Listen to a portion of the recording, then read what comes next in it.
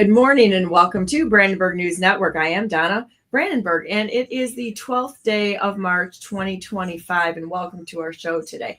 So today we have Liberty Essentials and at 9 o'clock, and Joshua Pruitt, a J6er, will be on at 10. And Bill Moore wasn't able to come in today. He's pretty busy with his fifth child that was just born, Bill the third. So he had a son born after four girls, which he's pretty excited about that, and working on things at his house and such. And we really wish both Bill and Megan well. So today we have on Shawn Starry and Karen, the Riveter. So let's get at this, guys. How you guys doing? Good. Good morning. Good morning. What's happening in Shawn and Karen world? Well, the other day I was actually tearing down an old shed and was trying to put a new one up, and there was an exposed wire that was running underneath the slab that wasn't connected to anything. But I broke the cardinal rule of trying to cut that wire. You're supposed to, put your foot on the ground, cut away. Instead, I grabbed the wire and cut towards me, and I ended up cutting my finger pretty good. So I saw that on your TikTok channel. It looked like you've got quite an injury there. I did. I think my wife was more queasy and disturbed by it than I was. So, yeah, I can say that's probably the case. I think all of us women have seen our guys do things that make us go, okay. How about you, Karen? How you doing? Well, my dad and my husband both will do the thing where they go, ah! And then you have no idea if it's a minor injury or a major injury because they respond the same way. And to them, well, I would be like, I get a cut on my finger and it bothers me for a week. And it's like, oh, woe is me. they just get bloody knuckles. And they're like, yeah, I worked on the engine and I did the yard and I just kept on going. Now let's just pour a little gasoline on it for disinfectant and that sort of thing. Throw some leaves and mud on it, tape it up, and we're good, right? I've gotten better at it. I think doing some outdoor things has got me to I've been there. So some days it's like, yeah, it's bleeding, but that's okay. It's just a garden tool that I'm using. It can get blood on it. Big deal. Just keep working. Okay, so this is actually a good segue into something, because I was going to go into the fact that one of my sons ran a drill into his hand when he was younger, and he comes in holding his hand. It's my tinkering son, whom you both know, and he comes into the house and he's like, I just ran the drill in my hand, and I'm like, you did what? And I'm like freaking out because he's a fabulous piano player. I mean, it's like he's hurt. That's terrible, and I'm like freaking out totally. And then he tells me how he did it. He was going through a PVC pipe, and he held the PVC pipe and he drilled into it just to go for the first one. And of course it went boom through both levels. And then I was like, you better hope you're hurt at this moment in time, because I'm like, you're in trouble with me right now for being so stupid to run a drill towards your hand. I'm like, so not only was he hurt in the hand, but he got his butt chewed pretty well as we were going to the emergency room, and never made the mistake again, though. That was a good learning experience, So anyhow, let's talk about what you were just talking about, farming and such, and what's going on here. And true liberty is the fact that you are free of dependence. You have the freedom to do what you want to do. Okay. We talk about it in the political realm. And just so everybody knows, I said something about it yesterday. I actually won the race for chair for the U.S. Taxpayers Party, which is the Constitution Party in Michigan. Only Jocelyn Benson, who is a criminal, is obstructing our ability, like all the other parties in the United States, the state parties, to change their name. We are not allowed to change our name right now because she just doesn't want to do it. There's nothing that says that she can't do it, and it's not written in any statute or process or anything. She's just obstructing. So we wrote a resolution on this, and I started writing resolutions for the Taxpayers Party, which is the Constitution Party. And I got a feeling this is going to not be a good ending for her if she decides to not do it, because we're going to ratchet this thing up legally until she changes it, because there's just no excuse for obstructing a party or a person from doing business the way that they so choose. She doesn't get to tell us, nor does Gretch the Wretch Whitmer get to tell us what to do. And on that note, yesterday was Gretch the Wretch's 5th anniversary of writing the first unconstitutional executive orders for the state of Michigan, which is going to go down in history as one of the most disgusting, treasonous acts that was ever committed upon the United States. Outside of that, maybe like 9/11 and the Fed and all of this. But I mean, she's right up there in the top rung of the traitors, right? And just so everybody knows, we're going to go back to liberty again. The executive branch, a governor, a president, and a governor does not have the right to issue executive orders upon the people. We are their bosses. They don't get to tell us what to do. Now they can tell their staff, which is the executive branch, and who they have work for them, how they want the laws carried out and policies. Actually, the executive branch is actually involved in how to spend the money, how to fund things. It's more of a financial responsibility than anything. And a governor can shut the state right down. They can go through and shut it right down if it is not being lawfully executed. And so there's a lot of good things that I think that right now President Trump is going for the unitary executive, which is to restore the executive branch. He gets to hire, fire who he wants at any point in time. And if you don't have that, then you don't have a separation of powers. So the legislature is violating it. The judicial system is violating. It's all in violation right now, and it all has to go. It has to go and go back to the way that it was supposed to be, so that we have checks and balances, which we do not. So anyhow, let's go back to I wrote a post this morning on what you were talking about and being tough and preparing, because the stock market has taken a pretty good nosedive here, and it's going to be worse. We signed up for this. If you signed up for changing the United States and you're surprised that we're going to have some financial difficulties, you're bad, right? We signed up for this because we want to restore the United States, not just have the same old going on. And that's going to come with a little bit of hurt from all of us, in my opinion. So I wrote a post this morning on Telegram, and I haven't put it on X yet, but I will. And at its core, what is monetary wealth? And this is a good time to do some introspection on ourselves and what we're willing to die for, what we're willing to stand for, what we're willing to work for or sacrifice for freedom and for this country. So anyhow, monetary wealth, it is the illusion of security in a chaotic world. Equating money and wealth to security is the illusion. Money was sought after and over the soul. That's what the country is being based on right now, is money. Our identity is tied to money. How successful we are is tied to money. And unfortunately, all we got in return is a fiat currency. And now we're looking at crypto. And I've got some real concerns about this, Now the focus is on crypto. No real value in crypto any more than there was in fiat currency. There's nothing real there. And it only works as long as the electricity is on. If the power goes out or if there's a collapse, you won't be able to buy anything. Not going to be able to buy anything anyway. It's going to be a collapse is a collapse and a devaluation. When you look at the over 1 million mortgages that have been being defaulted on basically and paid by the U.S. government to keep the collapse from coming, we got a problem. And there's another 400,000 that are in default from what I hear. So that's 1,400,000 mortgage defaults out there that we have to be watching, right? So anyhow, we have a lack of knowledge on how to survive on the earth without being dependent on this beast system.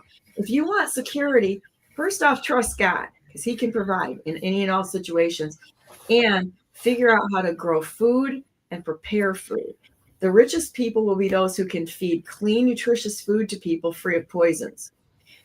Because money will not work if there's a catastrophic interruption. What happens if there is a catastrophic interruption? who's going to farm? Who's going to have the gas to run the tractors? Are the big farming operations are going to be null and void. So anyhow, learn as many skills as you can. You're going to need them. And that is advice from Donna Brandenburg, mom advice. Good mom advice to all y'all. So anyhow, there you go. Let's talk about prepping a minute. If you guys want to talk for a minute, I'm going to go ahead and post my TikTok video this morning onto Telegram and onto my X account. Well, first of all, by the way, congratulations. And I've known about it for a couple of days because I've watched your videos, but I haven't actually got a chance to tell you congratulations.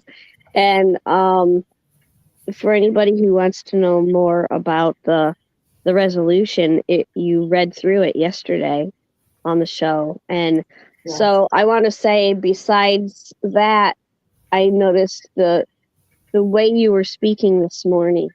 I was thinking, you have come such a long way from the first time we met to now.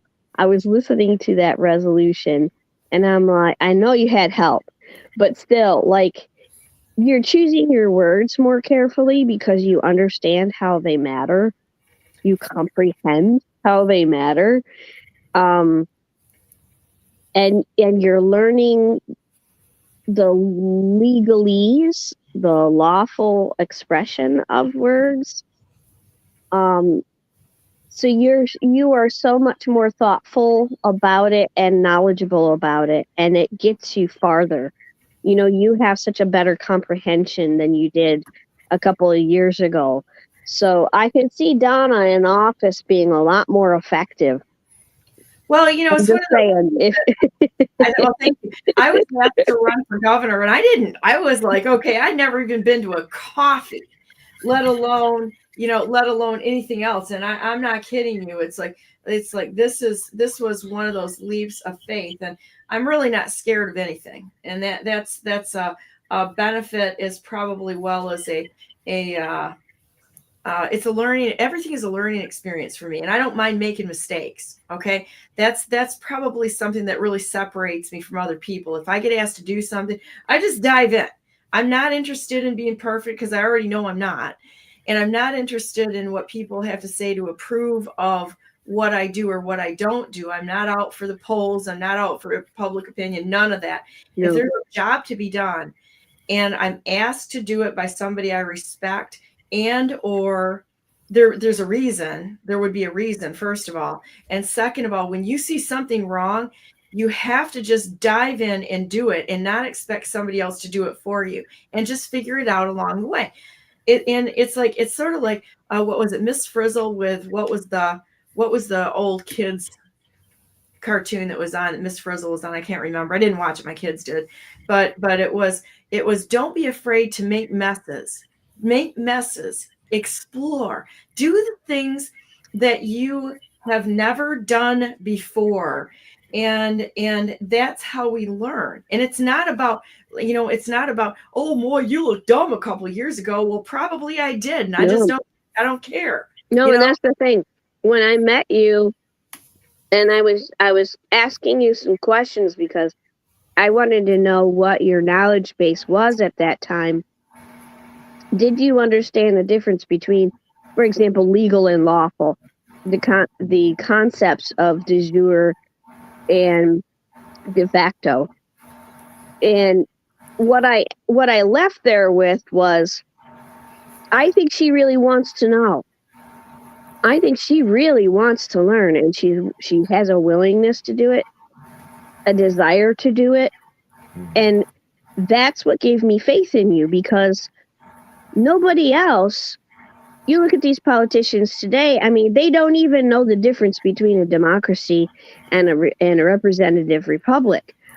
How can they possibly be in office when they don't have any desire to learn about their own governmental system, and they want to sit in that seat?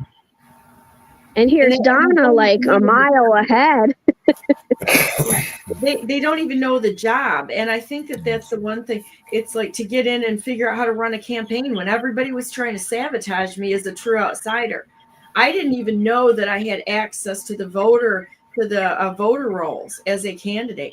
And everybody was hiding this stuff from. We did an investigation. So one thing I'm good at is investigating. So I jumped in, made a bunch of mistakes. That's how I built my businesses. Nobody showed me how to do this. I just started doing it and figuring it out on the fly. You know, people would ask me, well, how did you know how to install windows? You didn't have YouTube back there. How did you know how to finish floors or do drywall or tile or install things and such? It's like, well, I just got in there and figured it out, and would go to the hardware store that's an old hardware store near where my properties are, and talk to the old guys there and say, okay, I need some coaching here. I don't know how to do it, but I need to get this done. How do you do that? So you ask people, which is one of the strengths of BNN. BNN, Brandenburg News Network. The great thing is I've got over 2 years of doing long interviews with people who have subject matter that they know way better than I could ever dream to know, because that's all they focus on. So you're getting a bunch of experts that can help educate not only myself, but everyone else out there.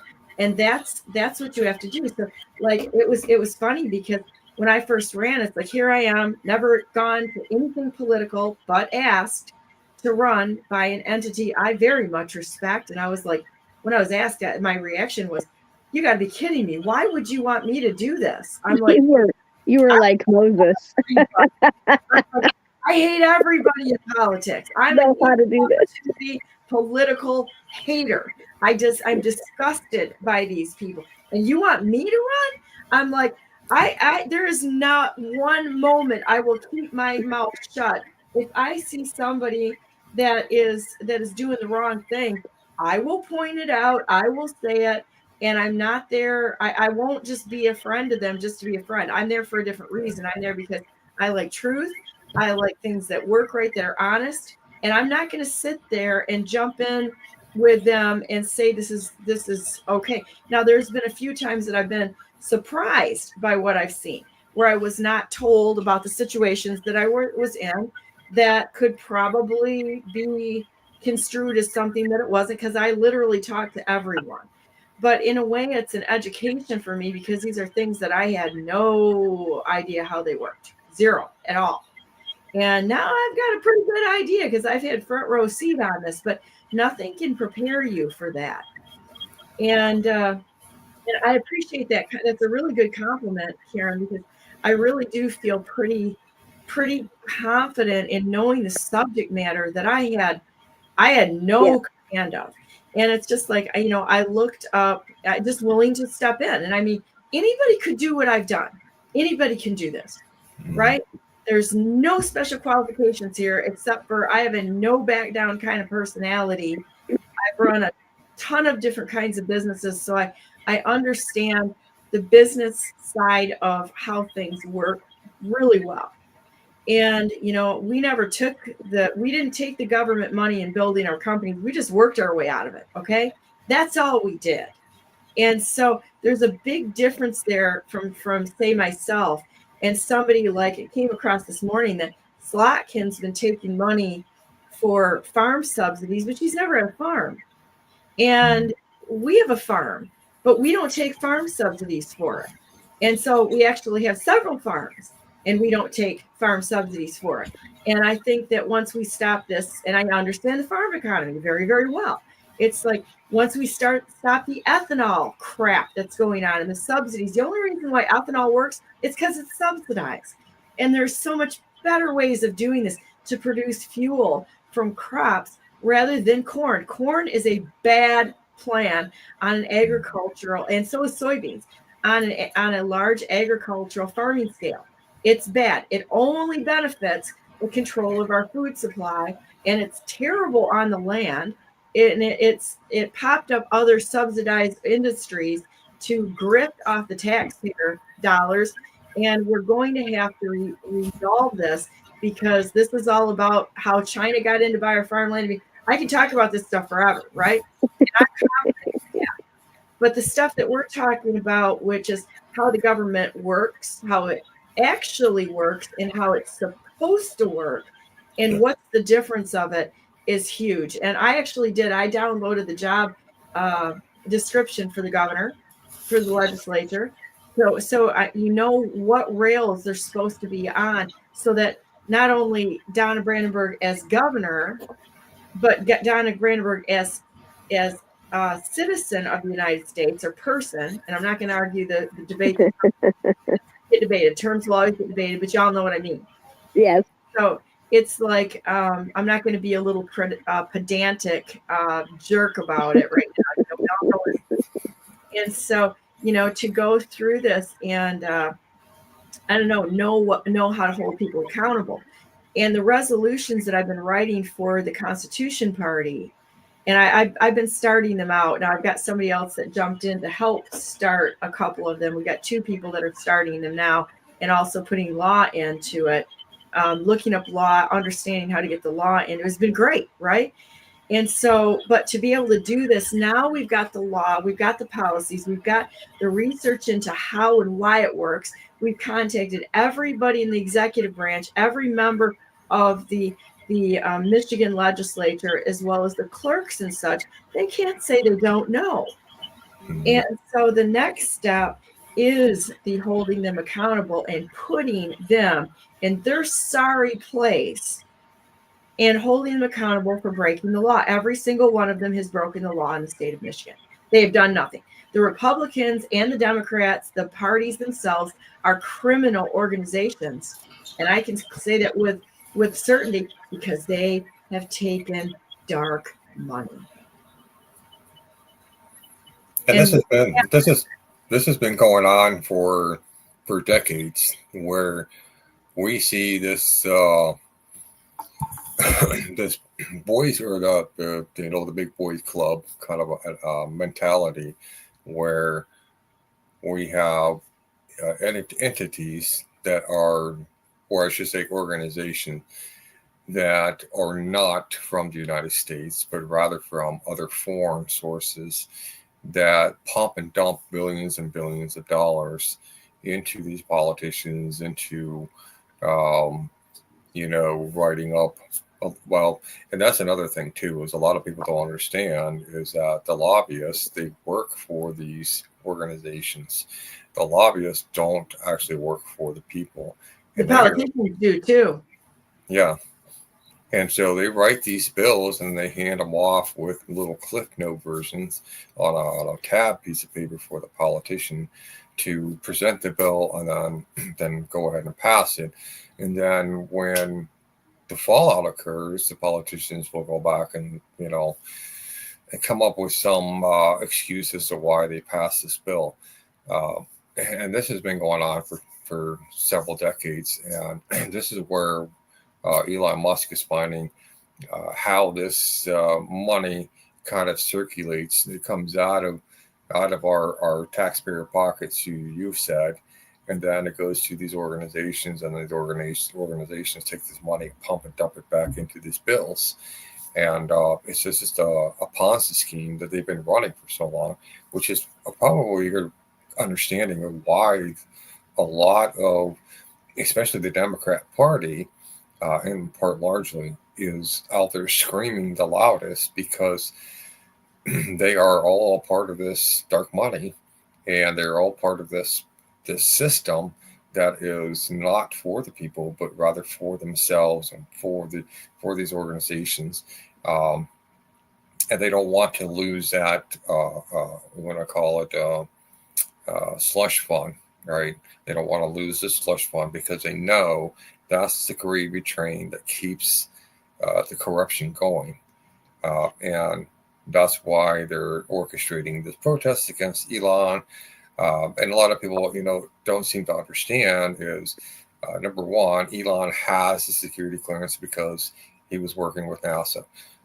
Number two, Elon's job, as what he was hired for, was to go and find the corruption within these agencies that are within the executive branch, and then bring it to Trump. And then Trump is the one that says, okay, we're going to cut this, or we're going to cut this, whether it's through by executive order, or whether they bring it to Congress and then have Congress go and slash these things.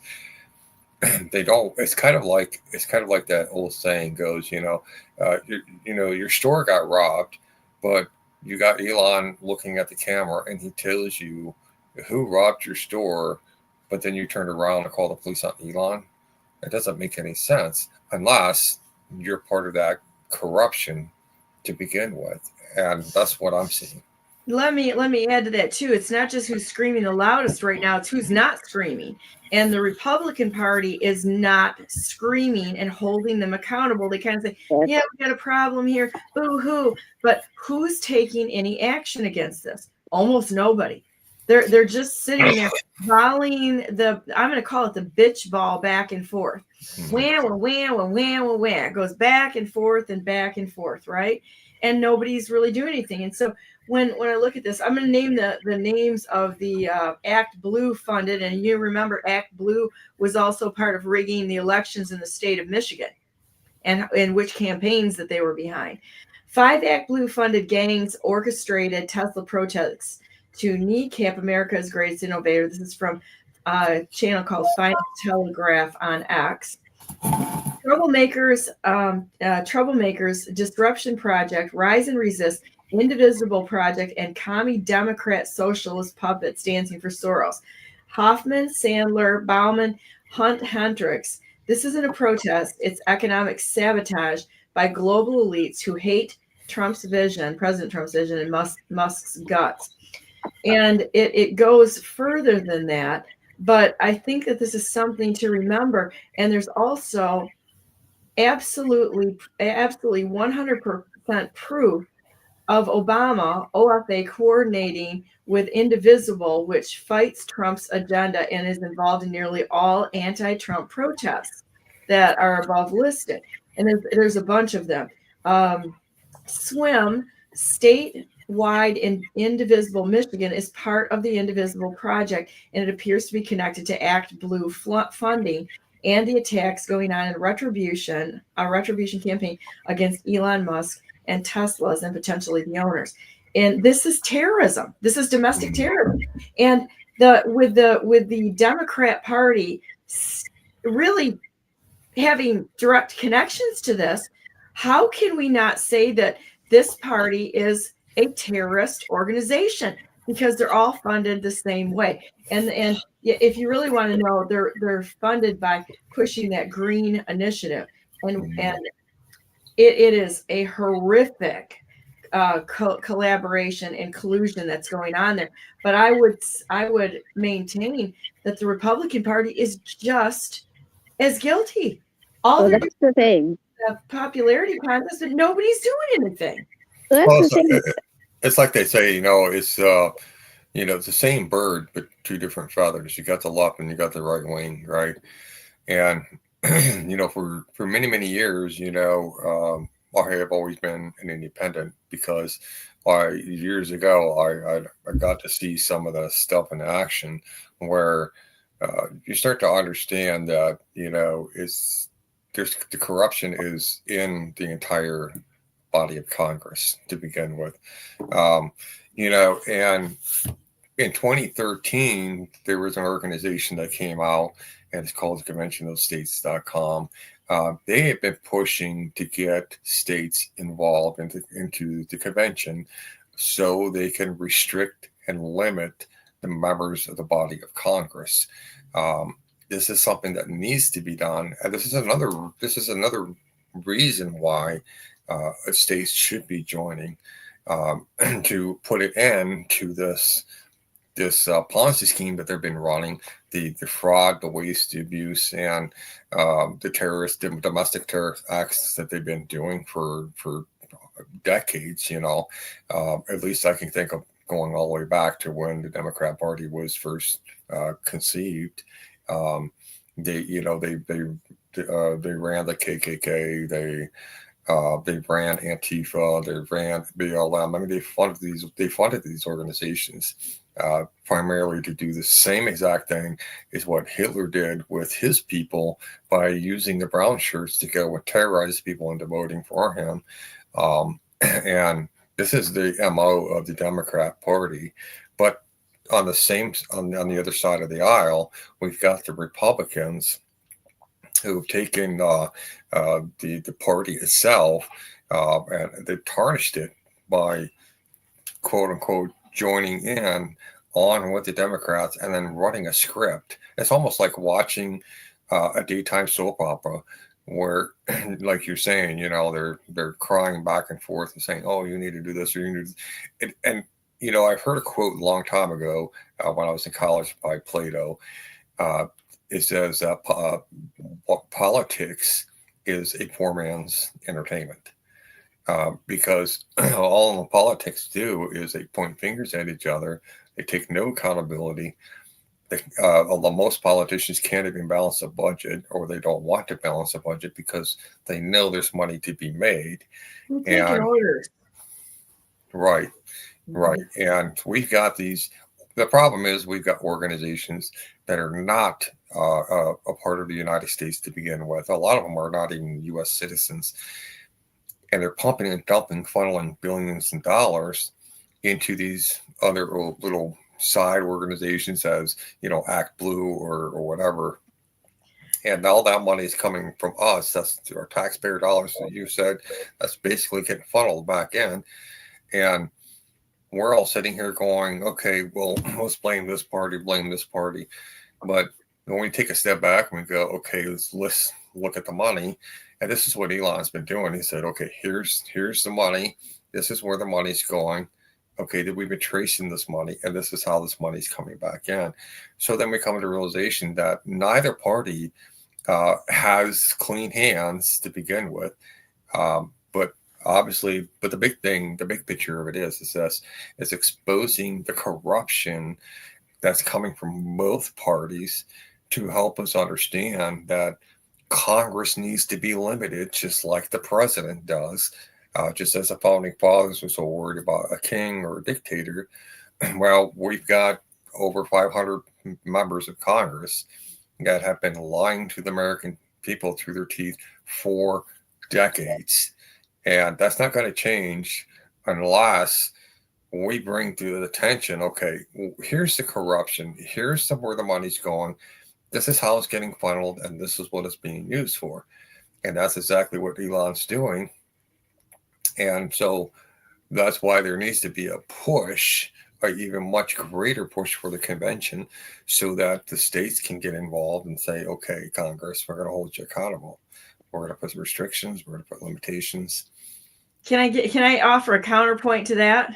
Sure. I hate the convention of states. And I'll tell you why. Because I don't believe that we have anybody in politics right now that has the ethics to do the right thing. And if they get their hand on that Constitution or they make any more laws or rules, it's only going to wreck it. I go to nullification and direct prosecution. We don't need to add, we need to take away. I'm absolutely against it, because it's like there are, how do we know where they're getting their money from? And I'll tell you, when I was done with it was the first time I had somebody come to talk about the Convention of States. This chick was certifiably nuts. And I'm like, I could have picked her out as MK Ultra from 20 miles away. She was absolutely nuts. At one point or two times, she jumped up in the air and bam, came down on her knees on the floor. Jeez. And she's throwing herself around in all kinds of manic, crazy crap, you know. And I mean, she hit on her knees pretty heavily. And I'm like, this chick is MK Ultra. And so I want to know who's behind the Convention of States push, the organization, because I give them no leeway whatsoever. Someone is funding this. Mm-hmm.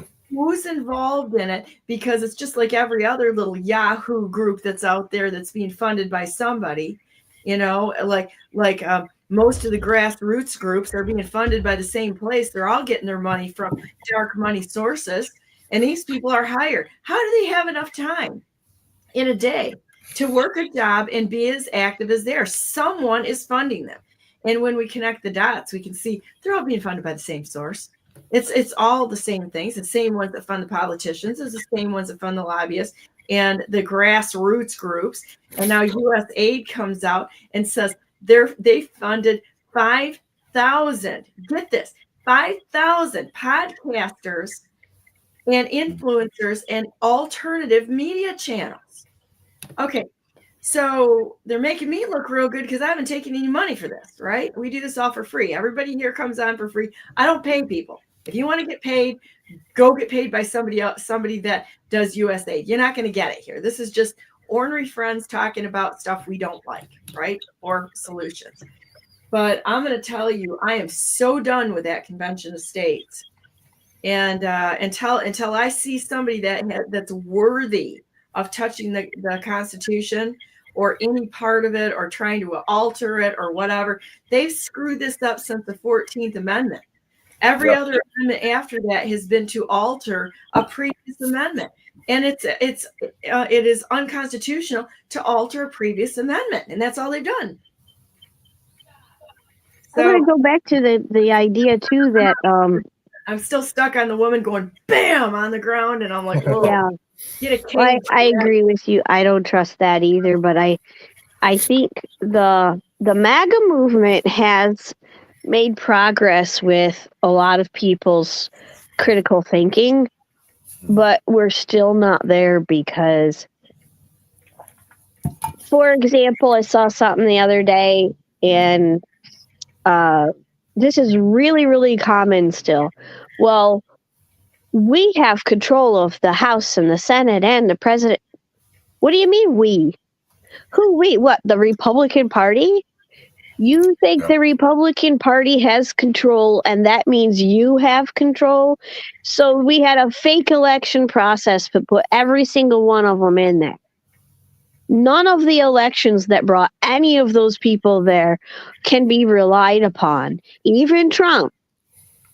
We can't rely on that election process. So it's all, in a sense, fake. And I hate using that word. It's not quite the right word, but it is. It's not a lawful Congress. It's not a lawful party. And you think you, by way of these fraudulent people sitting there, have any control over it? You don't. You voting as a Republican grassroots member does not put someone in office. You do not have control over anything as a party member.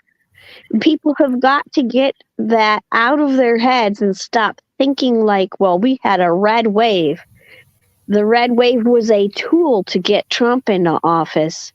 The red wave is dead now. Trump is not speaking as a Republican. He does occasionally. It's an education tool when he does it. He's talking about Representative Massey not doing what he should, and we should primary him.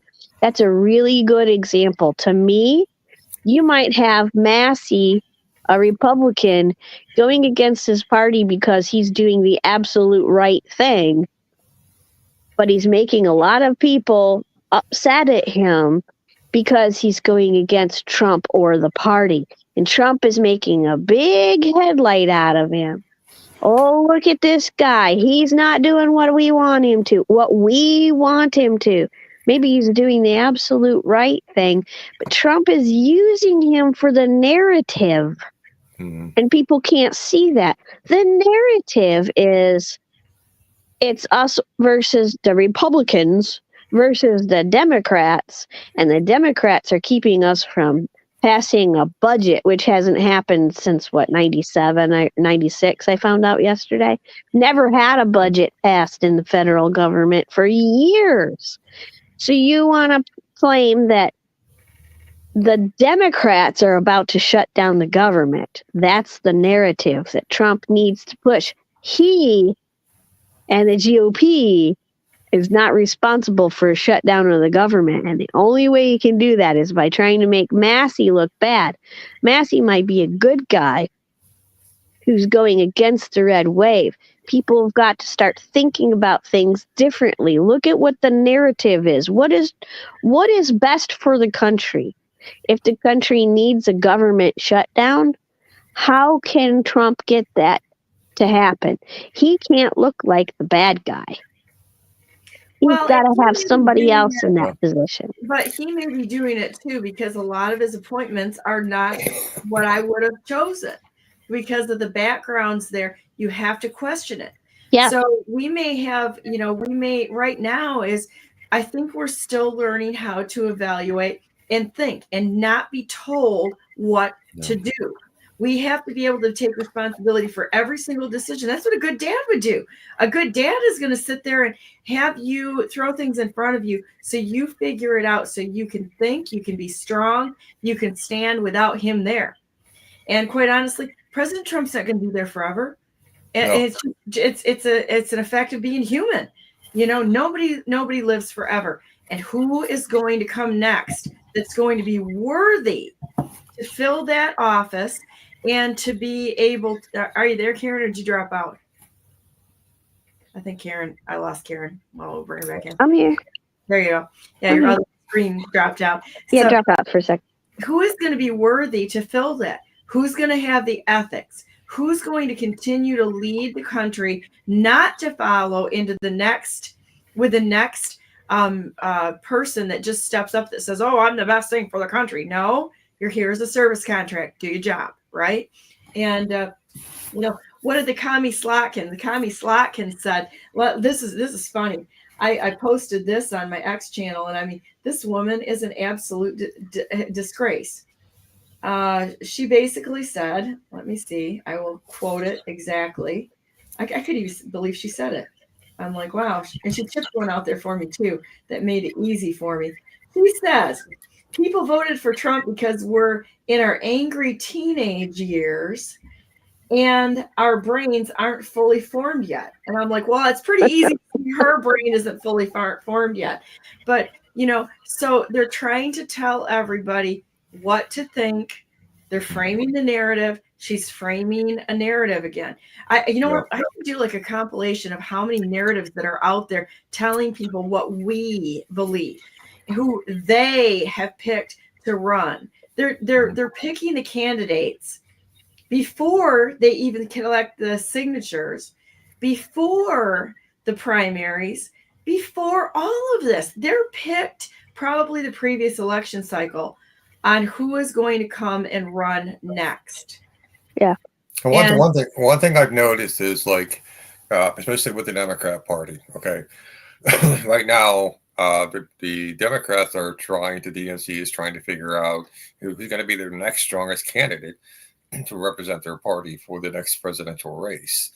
And right now we got J.B. Pritzker in the state of Illinois who's pitching himself for the position to run as the champion of the DNC party. And what they're doing is they're polling by having him go and talk to certain pundits. I like to call them pundits, that's what they are. He's trying to appease the Democrat Party and trying to see what the poll numbers are going to be. And so based on those poll numbers, if they feel like, okay, he's our strongest candidate, then they're going to prop him up in one way or another to be the guy that's going to lead the party. But this is why they're doing it now before 4 years, because this is what they do.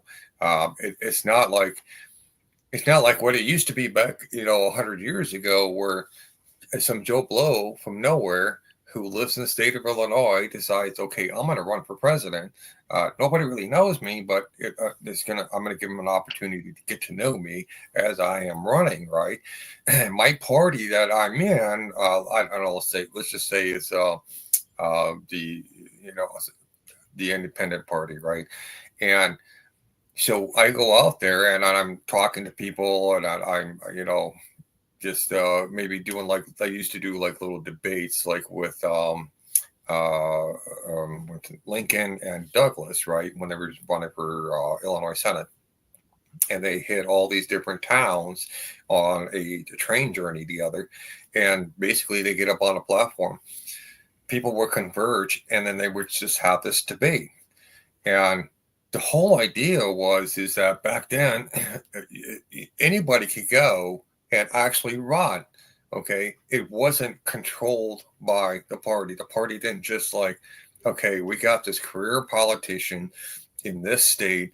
So we're going to put him out there and get a feel from the public. Okay, this is who.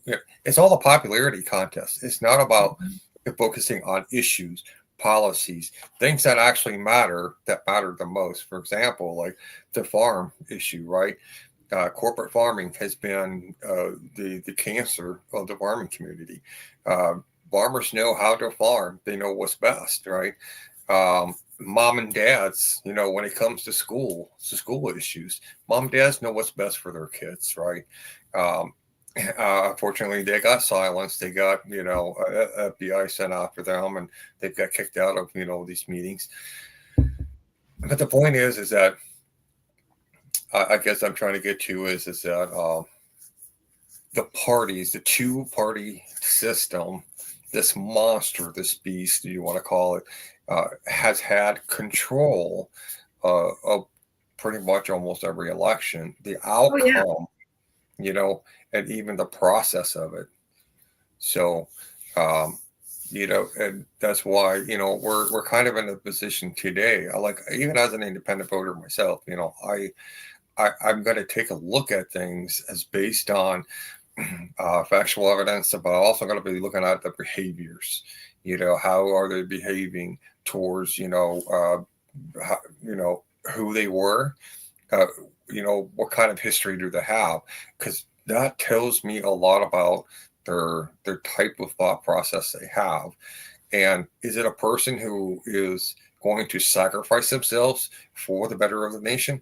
Or is this somebody who is only getting into politics so they can make money? That right there tells me two things. So I base a lot of my judgments on who I'm voting for, not by how much money they've made in business, or the fact that they're a legal immigrant that came over here, became a citizen, and then ran for Congress, right? None of that matters. Skin color, all that stuff, none of that matters. What matters is, are they actually going into Congress because they want to make hard sacrifices? And if they're not, they're just kind of been a career politician. I don't think there should ever be such thing as called as a career politician. It should be, I believe it should be a revolving door. And I don't think parties should have any control of who should be running. Well, a normal person would look at this and say, who out of their right mind would want this job? Right? I mean, it's a job. That's why all the good, decent people aren't in the seats. And I don't blame them. I really don't. I mean, it's like, who would want this job? You got a population who doesn't have integrity. And the government is right now, it's representative of that. And you have people standing there with their hand out full time, being part of the problem, trying to figure out who can get the most amount of money from the pie. Well, guess what? The pie is all of us. They are literally eating up with their entitlements. There's no such thing as entitlements. That's not even a real thing. That word should be gone. There is no entitlements. Okay. That's called theft of taxpayer money. Okay. And that's the way it is. If you paid into an account, like the way Social Security should have been, you should have that back. That was a savings plan in effect. But they've got that going to everybody else on the planet. That's not an entitlement. That was a savings retirement plan, is what it was. And so we need to retool this whole thing, because it's just theft, it's money laundering, and they're great at this. So it's amazing. I'm going to read a couple of comments. Denise chimed in and said, I feel like I was going to a religious cult meeting when Convention of States came around pushing their crap into Macomb County. We walked out. And the Massey mess again. Trump is not really with us, she said. Massey is spot on. Keeps pushing back the establishment. Karen, you got it. I'm sure Massey did not vote for Speaker Johnson. What a weasel. I think President Trump is just truly, I really do think that he's his role is to teach us to think. Yes. Mm-hmm. So this is the thing I observed yesterday. This is why I pointed at Massey, because there was a post about this on We the Media about Trump pointing at him in his post, and all of the comments were, in my opinion, they were wrong. I could be wrong about my opinion and my guess at this, but they weren't even using their heads. And then people that follow that channel, that page on Telegram, I think they're reasonably intelligent people, generally speaking. But none of the comments, or maybe one, were even thinking about it in larger narrative terms. They're, oh, Trump is wrong. Trump is bad. This is how you know Trump is with Israel, or whatever it was. It was just stupid. It's like, maybe Trump is actually working a psyop. And if you think about everything Trump does in terms of questioning which part of the psyop is he doing, then you'll see it, and you see it or you won't see it. But here's another thought. The only reason we're not seeing the screaming coming out of the Republicans like we are literally seeing it in the Democrats is because the Republicans have the opportunity to hide behind the Democrats. That's exactly the only reason that they're not like, we don't like what's happening right now, because they can't. They're limited because the Republican Party is, quote unquote, in charge. They have to work behind the scenes and keep their mouths shut. They don't have the opportunity to scream. But behind the scenes, I'm telling you, they're screaming bobcats too, but they can't express it like the left can. So yeah, because they've got, are you on this sports team or this sports team? Which side are you on? What if the answer is somewhere out here? And they're only giving you the two choices. And the two choices are very manipulative. They're just playing ball back and forth, right? But the answer isn't either one of them. The answer is somewhere else. And that's the game right there. Distraction, just like distraction on the southern border. We got a way more porous border on the north border. There's nothing there, and nobody's looking there. Yep. They're running people across that northern border, getting the paperwork done there, and coming back into the United States. If we get attacked, it's probably going to be because of the North, and that they've already infiltrated us. And they're saying that the cartels have got Javelin missiles down there. Really? What do you think China has is on all that land around our military bases across the United States? You think they're just sitting there raising corn? Well, and not only that, but China actually has military bases in the port of Canada. And that's one thing I was investigating 3 years ago, or actually 4 years ago. And China has had a agreement with Canada for the last 15 years with their little trade agreements that they have. They actually have military bases on Canadian soil and certain areas where the Chinese government has their officials controlling the movements of the Chinese people that live in Canada. So again, all that stuff that they've been sending, like the Chinese government is heavily responsible for the manufacturing of the COVID-19 vaccines, right?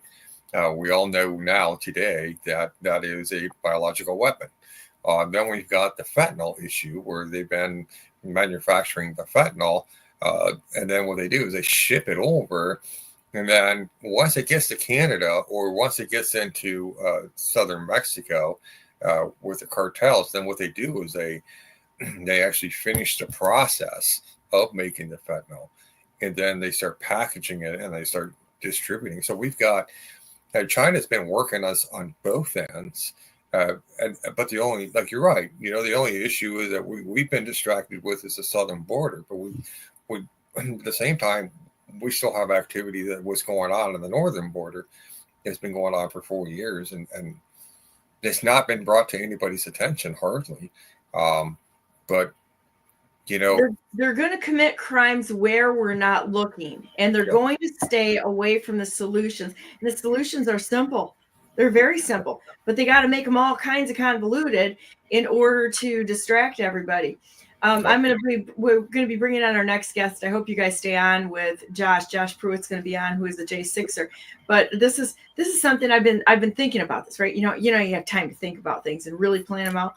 So Rikers got brought up, prison.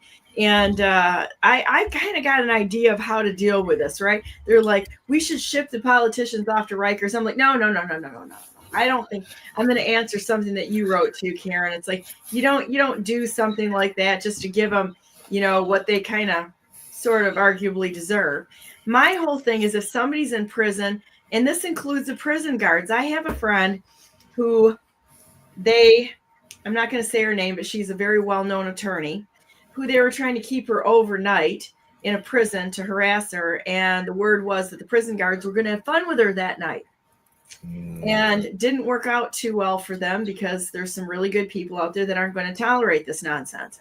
However, my opinion on this is that if somebody commits a violent crime in prison, they go to automatic execution for it, and it's a death penalty. If you commit a crime in prison, and that goes to the prison guards too, and we have enough ways to have surveillance there on it so that you can't plant evidence. There's ways to do lots of surveillance, right? Yeah. If there's a crime that's committed, a violent crime in prison by the prisoners, they should have the death penalty for this. And this screwing around with this nonsense by keeping people who are absolutely never going to be rehabilitated. There's no reason for us to pay for these people to waste one more breath on this planet. They're a waste of space. They're a waste of resources. They had the choice to do something right or horribly wrong. And if they murder, beat up, rape, do any of these violent crimes in prison, they're giving everybody the middle finger, saying, Nana, I got 3 free meals a day, and I'm going to continue to hurt people. And with that said, you know who I think should be in charge of prison reform? The J6ers. Yeah. Put the J6ers in charge of prison reform. And let's go. I think this would be great because they've seen the downside of it, and then you put the little metric out there that if you commit a violent crime, once you go through those doors of any type whatsoever, you're done. You lost it. It's over. Well, I would just put a caveat in there. I'm a firm advocate and believer in due process. So when you say automatic, I hope you mean with due process. Because even in the prison system, people can be set up and manipulated, and everybody always, everybody, and that was what my post was about, deserves due process. I agree. But if you're convicted of, if you have committed, and that's the term there that I use, if you have committed a violent crime in prison, you're done. You're done. And I have no faith in the judges right now or the attorneys because they're part of the problem. They're literally advocating letting people out who have committed horrible crimes, but they're putting like dads who haven't paid their child support, which is unconstitutional, in jail for it. The whole thing is backwards. So we need some real reform there. So I'm going to go to a break, and then I'll bring Josh Pruitt on just a second. If you guys want to stay around, that'd be awesome. Sure. So we'll be right back for the second amazing hour of Brandenburg News Network with all these sort of controversial subjects that come up in our no censorship platform. We'll be right back in about 30 seconds.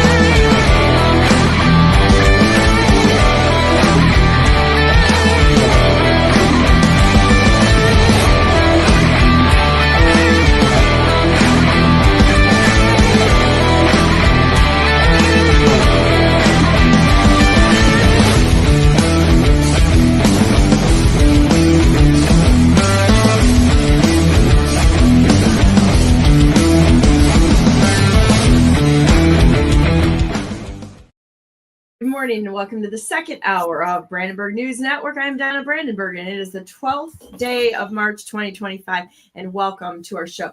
First, the next guest is going to be Joshua Pruitt, and he's a J6er who was incarcerated and arrested when he was sentenced. He was 40 years old, and we're going to talk about what happened to him in the little Fedsurrection. I refuse to call it a riot, okay? It wasn't a riot. It was a Fedsurrection, and we all know who the people were that set this thing up, so we're just going to call it out for what it is. Morning, Joshua. How you doing? Good. How are you, Donna? Good. Do you go by Josh or Joshua? Just Josh. Hey, okay. Shawn. Hey, Josh. How we doing? Good. I didn't know that Shawn interviewed you a week or so ago, so this is cool. So it's nice to meet you. Yeah, you too. So did you listen to the discussion that we were having about the prison system before and how screwed up it is? I mean, when you have guards, I mean, I've interviewed enough J6ers to know the abuse that was going on in the prison system and how many of them were actually foreign agents watching our prison. Most of them weren't even Americans from what I understand. And so this was weaponized torture on Americans who were political prisoners for political reasons set up by our federal government, just like 9/11 was. And every single one of these miserable bastards need to be tried for what they've done.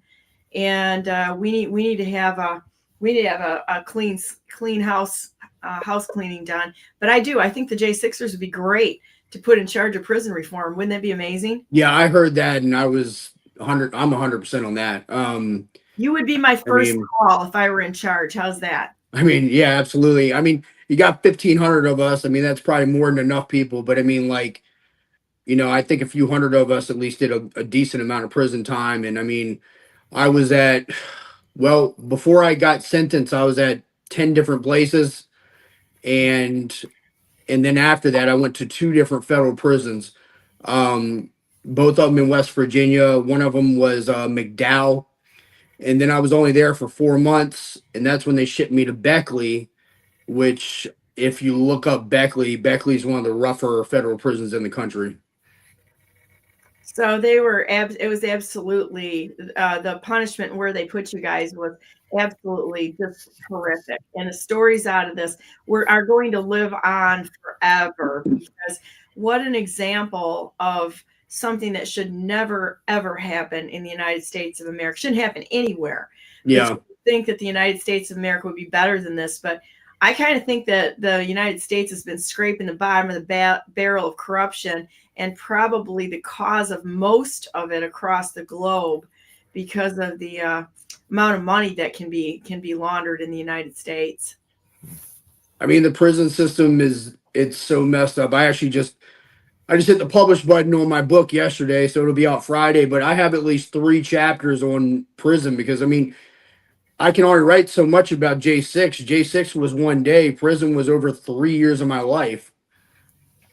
Tell us your story about what happened when you were in prison, because I'm just always shocked at how they treat people who are clearly, I mean, we're not talking Manson, we're not talking, Jeffrey Dahmer, we're not talking about hardened criminals, we're talking about people that were in Washington, D.C. and were invited into the Capitol. Yeah. Magnetic doors that you couldn't push open with a bulldozer, and they opened the doors and invited people in. Like, I could hear the music. Dun, dun, dun, dun, dun, dun. Yeah. It just went in there and it was great and everybody's having a good time. And the next thing you know, things went badly. I mean, the biggest problem with what they did with us with the prison system was just the way they did the classifications. If anybody's read about me and like my charges, I mean, I pled out to obstruction of an official court proceeding, which is a nonviolent charge. And somehow I end up at a medium/high facility that most of the people were in there for, I mean, murdering people or getting caught with large amounts of drugs or, gang members. There was only 2 federal prisons in the country that hold MS-13, and I was at one of them. So, I mean, there's no reason why I should be walking a prison yard with those kind of inmates. I should have been at probably a low, if not a camp. That's where like your white collar crime goes, is to like a camp. And in the scheme of things, I mean, like you said, majority of us, including me, walked in through an open front door, and that was about the extent of what we did. So were they moving you around? Like I've heard of several people who were cuffed and put into these inhumane restraints as they moved them across the country. Were you in that situation? yeah, I did that. Again, I did that probably 9 times, or no, a little bit more than that. I did that 9 times, just switching jails while I was going through the proceedings. And then once you actually make it to federal prison, they don't ship you around too much. But I still made it to do 2 different federal prisons over a 2-year span. So yeah, it was a lot, and that's exactly what they do. They shackle you from head to toe, and they just parade you around, and there's marshals, and it's literally Con Air is what it is. A lot of the times you have to get in these vans that drive for hours to an airport, and then you're sitting outside in the cold, in shackles, just waiting for them to arrange everybody, because you'll have 10 buses going to different facilities. You'll have a plane, maybe even 2 planes loading people up. Like it's a whole process. It's like a factory line almost. Wow. Well, yeah, just keep telling people about what happened to you, because I think they need to hear your whole story and more about what prison was like. And kind of interesting that you were in with the MS-13 gangs. How was that? I mean, to be honest, like ironically, most of them left me alone. They actually somehow respected me for being there that day, which is a weird thing. But I mean, the kind of guys I was around, like, I mean, for instance, I worked in the kitchen for about a year at Beckley, and I was in there with the MS-13 guy that worked in the kitchen too. And this guy was in prison for life for chopping up and disposing of 2 bodies. And it's just like, how do I end up next to a guy like that? And it's just, again, it goes back to the classifications and the way they did us. But it's just, I mean, I was on a very gang ran yard. There was MS-13, there were Bloods, there were Crips, there was, I mean, everything you could think of. There was, I mean, Aryan Nation. I mean, there was pretty much everything. And stuff would happen all the time. I mean, consistently, people got stabbed. People got murdered while I was there. People got raped while I was there. A lot of crazy stuff happened in there. I mean, it was very drug ridden. People were dropping drugs over in drones. Oh, you're kidding me. Oh yeah, I mean, that's how there was 2 ways to get drugs in there. One of them was dropping them over in drones. The other way was through visitation, where typically visitation, the way it would work is somebody would bring something in, and then the inmate would swallow it, and they would go back to their cell. And I don't know what the trick was, because I don't really know how they did it, but there was something that they took that would make them throw it back up. Oh my goodness. And if they didn't throw it back up, well, you can take a wild guess at how it comes out the other way. Yeah, wow. Yeah. So I mean, that was the normal in there. So again, like, I had so much to talk about prison that, like, again, my book's got freaking 30 pages of it at least, because it's just so, I mean, it was my day to day for so long. I mean, I've been out, I guess, now a little over 45 days, and like my adjustment has been like very slow, to say the least. How are you coping with it, and what is the biggest thing that has helped you the most, and what does that process of coming out of prison look like? Like when I first came out, I was having a very hard time sleeping, and I mean, like, I didn't sleep at all for probably 2.5 weeks, like at all. There was nothing I could take to make me go to sleep. I would just lay there in the bed.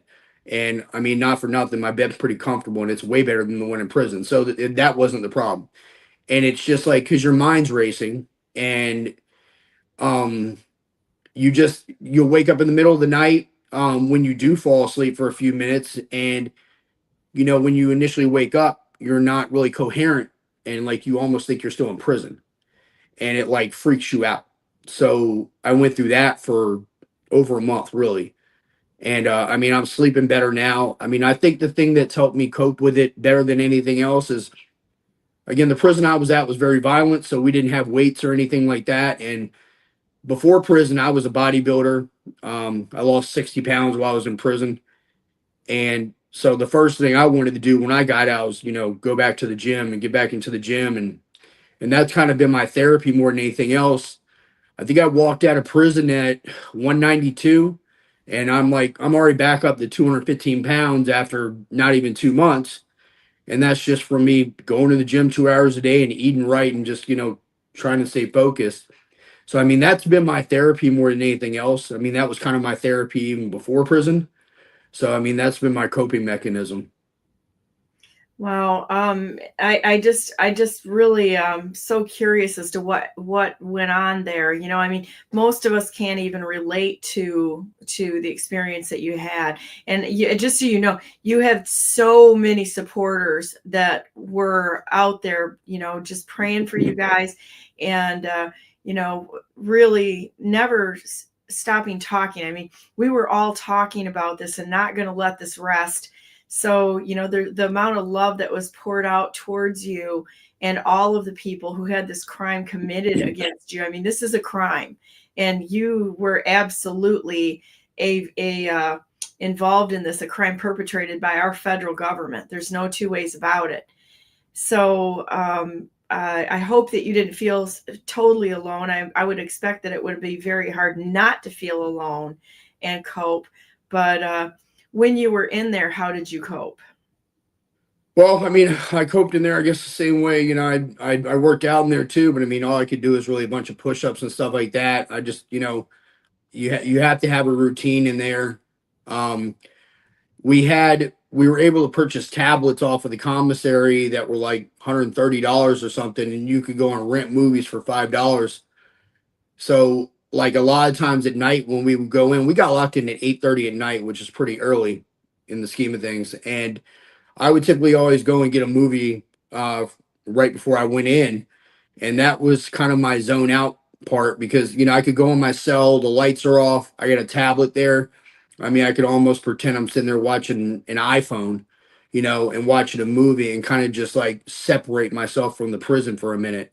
So, I mean, it was that. And then I was able to put music on the tablet too. So that was a big thing for me. I would listen to music like throughout the day, which also was an expensive thing too, because you paid, I think it was like $1.70 a song. And I mean, I think I had 450 songs on my tablet. So, I mean, you can do the math. I mean, it adds up, but it was the best way for me to cope with the situation and kind of like take me out of the reality a little bit. The other way is I worked in the kitchen for about a year, and that just kind of, kept me busy. It made the days go by quicker typically. It also gave me access to technically eating a little bit better in there and getting access to some other food.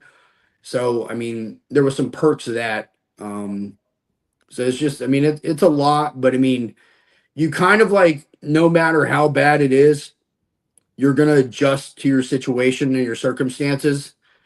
And it just becomes the new norm, which is why I had such a hard time, getting out of prison, because at the end of the day, obviously, this is way better. This is what I wanted the whole time. I never should have been there. But when you're stuck in a situation like that and you just get used to it, I mean, you come out to a better, it's not about better, it's about different. And that's the adjustment problem.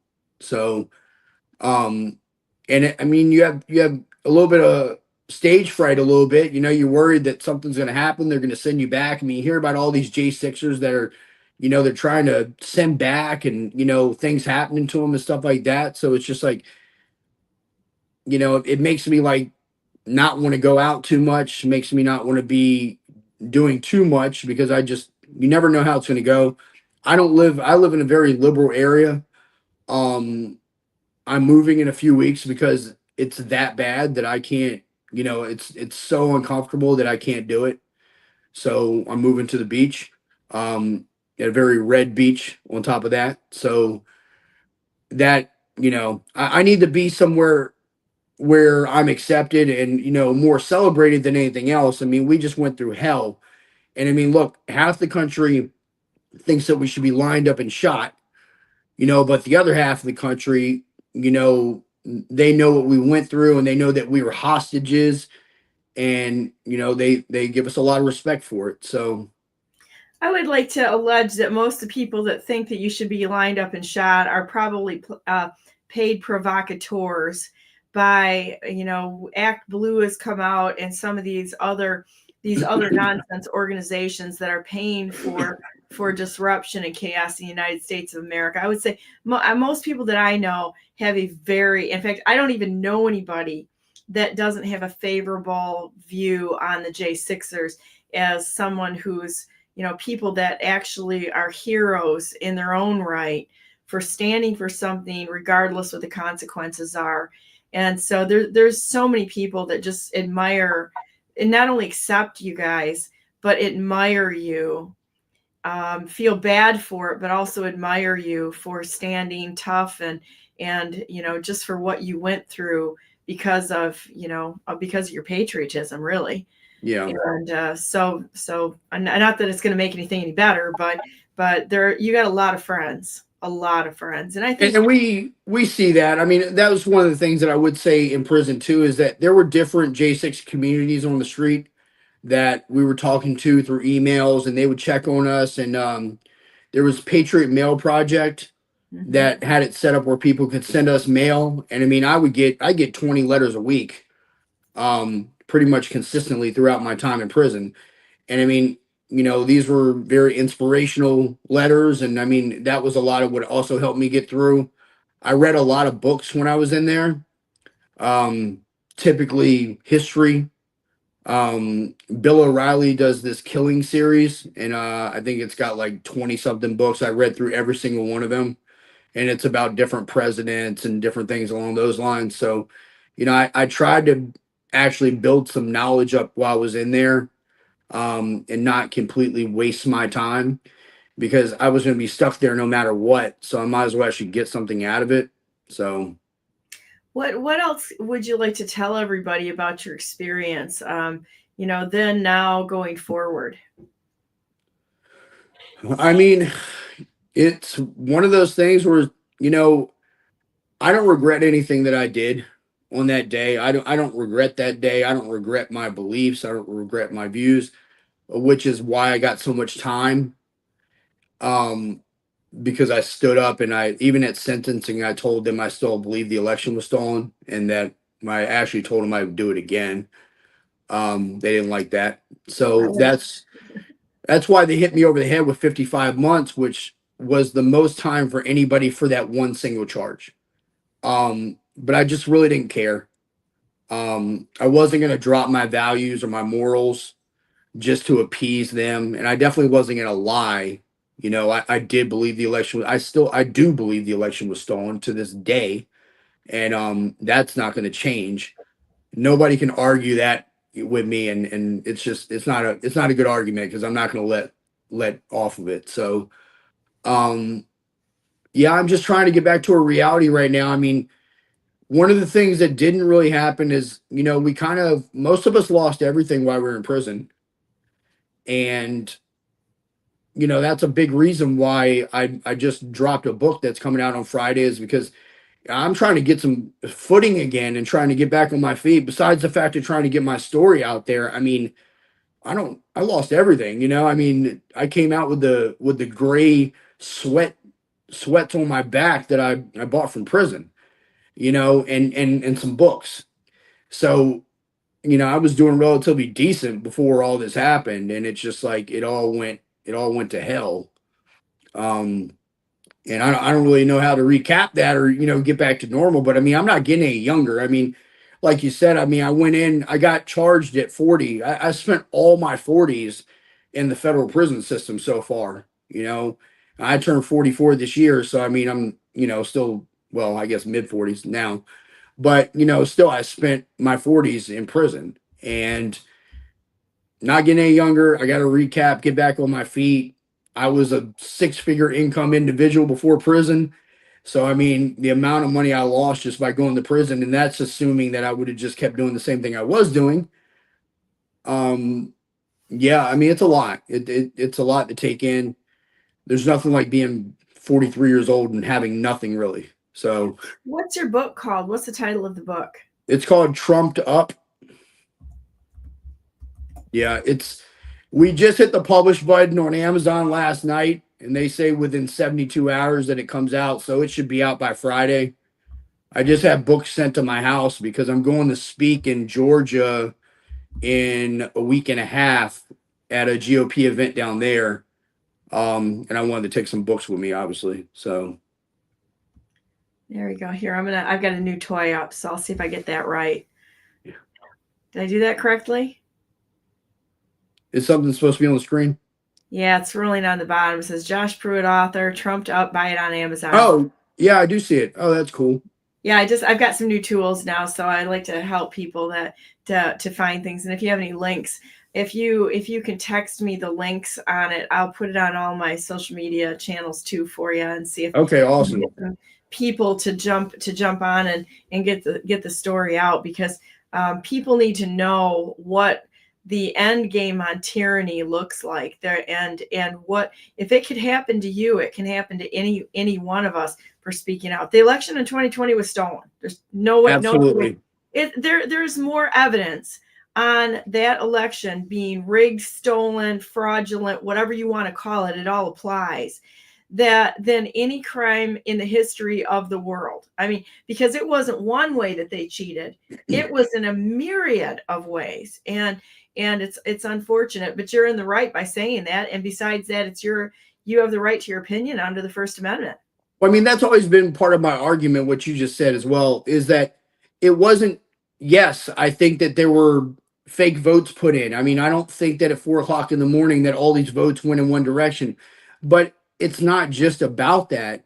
It's also about the way the media maneuvered things and, silenced the right. I mean, all that was its own propaganda to steal an election. I mean, I really kind of believe COVID was part of it too. There was so much going on that went in the direction of trying to steal that election. And the biggest thing that, well, I can't say I did anything because I couldn't vote this time, but what the other patriots did is you guys made it too big to rig, and that's what we had to do. We had to make it to a point to where they just, it wasn't even close, and the fact that they're even arguing now that it wasn't a mandate is just the most ridiculous thing ever. I mean, we won every swing state. I mean, it's crazy, like how the numbers went out. We got the popular vote, which when's the last time we got the popular vote? Like 20 years ago or something, right around there. So I mean, and I'm hoping that we got a good, I'm hoping at least 12 years. I mean, I guess we're going to see, but I mean, hopefully more than that. But I think we at least got 12 in us. I think through this process of learning the way it's supposed to work, not the way that it is working, and kicking all these people who basically are occupying our country. They're not in their pretended legislation. I mean, all of that stuff we're waking up to. Karen, do you have any questions or anything you want to comment to this? Yeah. I knew you would. Pardon me, I'm a little emotional at the moment because it just hit me. He said, "You guys." And that's when it hit me.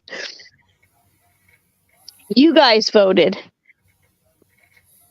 And there were a lot of people who were talking about the J6ers. You know that because you're out and you're free. And there were a lot of people who voted for Trump for you. But what strikes me in this moment is that the one thing that you would have wanted to do from behind bars, you were not allowed to do because they took your freedom from you. They kidnapped you. They imprisoned you against your will and unlawfully. And they took your vote. I mean, it's so true. The one thing that you could have done to help yourself, because we relied on one man to help free you and others like you. The vote mattered for your freedom. And I don't want that to get lost in this moment because we're thinking about economics, we're thinking about the children, we're thinking about the future of the country, but it mattered to the lives of certain Americans who were innocent and did not get what they should have gotten, which is due process. And that's what I was talking about earlier. And so it just struck me hearing you say, you guys, because we were able to vote for the one guy who could help you out. And that's so wrong in so many ways. And it was not lost on us that we were waiting in bated breath for Trump to pardon everybody. And then there was a little controversy about, well, does that mean that you have to accept guilt in order to receive the pardon and all of that? But I'm so glad that it worked out. But it's just, that is one of the biggest wrongs that this country faced. What you've gone through, and to have your vote taken from you in that way. I mean, that's wrong. Also in the chat, I just wanted to point that for you and others like you, if you don't know much about it, please try looking into homeopathy as an answer to help you, because it's really inexpensive. It's fairly readily available. The one that I mentioned is called Coffea. It helps. It's supposed to help to quiet a busy mind, as if you had too much coffee. That's why it's called Coffea. And there's a combination of those called Moon Drops. It's just a brand name product, but it has a combination of homeopathic remedies, and you can take that before you want to go to sleep. It has no medicinal quality to it. It just is supposed to help in a natural healing process. So there might be that. Rescue Remedy might be actually another combo that can help people who have anxieties and a difficult time. I'm not an expert, so I don't know, but if you talk to somebody else who has more knowledge than I do, I'm sure they can advise you on remedies that might work out better for you and help you during this adjustment time. I'm definitely going to look that up for sure, because I mean, it's probably definitely my anxiety and maybe even PTSD that's keeping me from sleeping. But just to reemphasize on what you were saying a minute ago, look, at the end of the day, as a J6er, and I think that I'm speaking for the mass majority of us, we are as grateful for you guys as we are for Trump, because at the end of the day, it's you guys' vote that put Trump in a situation to pardon us. If it wasn't for you guys, he wouldn't have been where he needed to be to do it. You know, because if we would have lost, well, majority of us would be still sitting in a prison cell. Yep. And that's just the sad truth. Yep. Well, and that sticks with that whole thing, is that when one of us is attacked, all of us is attacked. And we've got to get that in our minds, that one of the greatest things that we do is to protect each other, and we protect those rights, and we stand with each other. And that is a solemn duty that each one of us needs to really process and make part of our beings. And by the way, there's Sherilyn also said that she's going to be ordering one of your books. So awesome. Hopefully you'll get. Come on, guys, put things in the chat here. I'm going to see if we can get more people to buy some of Josh's books here, so that we can help him out getting the world back to a right place. I mean, when somebody goes through trauma, you don't just say, "Yay, it's done," and walk away. Yeah. There's a long process there, and there's a long process, and we need to be willing to stand with each other until we finish the race. Not just that was my concern with President Trump when he got in. It's like, okay, he's in now. Is everybody going to go back home and get themselves like a can of root beer and sit there and go back to whatever it is that they do during the day? Or are we going to stay politically active and be watchful on what everyone's doing? Even as we were talking about President Trump, they're good people can get in office, and we need to help them. We have to help them, because they may be getting bad advice by somebody around them, even if their hearts are good and they mean to do the right thing, and make sure that this never happens again. And when I think if this ever happened again to the degree that it did, you would have the entire country that would be like, hold the phone. You people are out of line and we're done with this right now, and watch the lawsuits start flying, because we're getting more educated on how to deal with this, as well as, just raw holding them accountable. I mean, I also I believe in a lot of the J6ers. I believe some of them should run for office. Not me. I'm not really office material, but some of these guys are. I definitely want to be on the political side of stuff, but not to that extent. I don't really look the part, and that's okay. What is okay? I'm going to correct you right there. I'm going to go ahead and correct you with that, right? So you do look the part because you're an American. Amen. That's all you have to be. And you went through a trauma that you can talk to things in ways that nobody else can frame it, and that hasn't experienced it. The part that's in office right now is criminal. We don't want to look like that. We want to be honest and with transparency and authenticity, which you have. You're qualified, okay? And people would come along and help you if you chose to do that. I'm not saying you have to. I'm not putting pressure on you, but I want you to never think lesser of yourself than any other ones of us, because we're all the same. I truthfully have not completely blocked it out. If the right circumstance, I probably would, but it would have to literally be the right circumstance. There may come a day. There may come, Carrie the Riveter is always talking about find your role to play. And right now, your role to play might be sharing your experience so that this doesn't happen again. You by sharing today, I've been watching, I've been on some of those shows. I've heard Donna's shows where she's interviewed J6ers, and they're always really inspiring. But what you just did by using that phrase, you guys, you touched me, you pricked my heart in a way that nobody else had. And what it did was it challenged me to think of what has happened from a little bit different perspective. And guess what Karen the River is going to be doing today? I'm going to be posting about that, so that other people who maybe didn't see that or hear that, maybe they'll turn to it. Maybe they'll just get it from my post. That word is getting out. And when I talk about due process, I haven't been to prison, but I've experienced a terrible end of that. Even within the assembly is where I'm coming from. I don't care. Guys, that assembly experience was not a positive one for me in the end. I saw firsthand people who were supposed to know what due process was not doing it. And sometimes I felt like a lone voice talking about it. And I was able to encourage some other people to see it the way I did. Due process is vital for this country.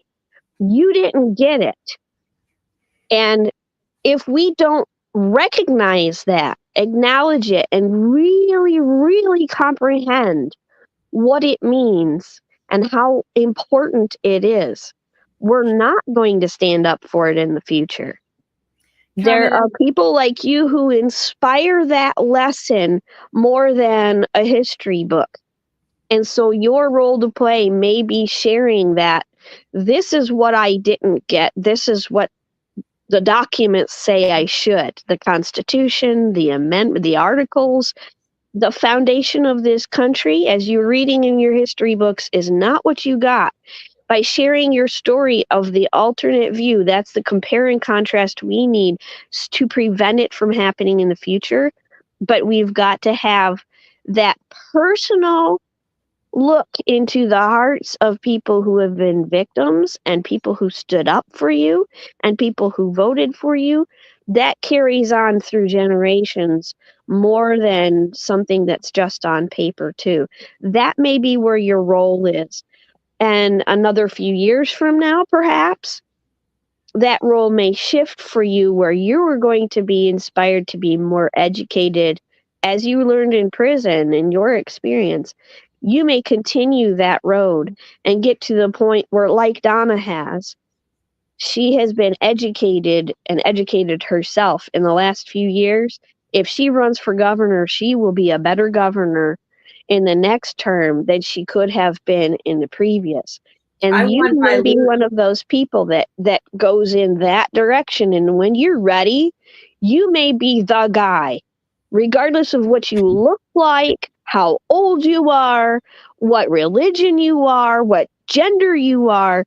You may be that guy that is perfect for the role in a specific time. I yield. And I mean, I appreciate that, first of all. But I can agree with that. And as far as the due process part, I mean, we got the opposite of due process. We got railroaded. Yes. And the way that went down is, you got to understand, like the liberals in DC, it's like 98%. It's something ridiculous, between 95 and 98%. So the idea of going to trial amongst your peers, it wasn't a thing. It was going to be amongst their peers. And their conviction rate in the feds is already high, but with us, it was 100%. So Yeah. there was no beating it. And when you're somebody that's never been locked up before and they're threatening you with decades in prison, I mean, what do you do? I mean, I had I had two kids. You know, I have now they're almost 12 and almost 14, and I haven't talked to my kids in over 3 years. Wow. Because and they stole that time from you. Yeah. And I can't give that back. I mean, my kids went from kids to teenagers over my prison term. Now, I still have not talked to them since I got out of prison, because not because I don't want to, but their mom is, well, for lack of better terms, a crazy liberal. And I mean, literally, like, we had been broken up for about 2 years before January 6th happened, and she was taking my kids like BLM rallies and stuff. Oh man. Yeah, I mean, like, just completely flipping the script. And so, yeah, she let me stop talking to him. But the worst part, well, not the worst part, but another bad part is they don't even know where I went. I had them at my house pretty much every other or every weekend, just depending on my schedule. And it went from that to them not seeing me. And she didn't tell them anything. They really think that I just disappeared and abandoned them.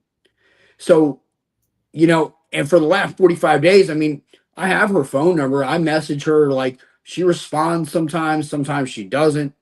And I know, you know, she says, well, you know, I want to let you talk to them, but I got to maybe have them talk to a counselor or something first. Or look, at the end of the day, the truth is, she knows that the second they talk to me, that they're going to find out that she lied to them and they're going to be mad at her.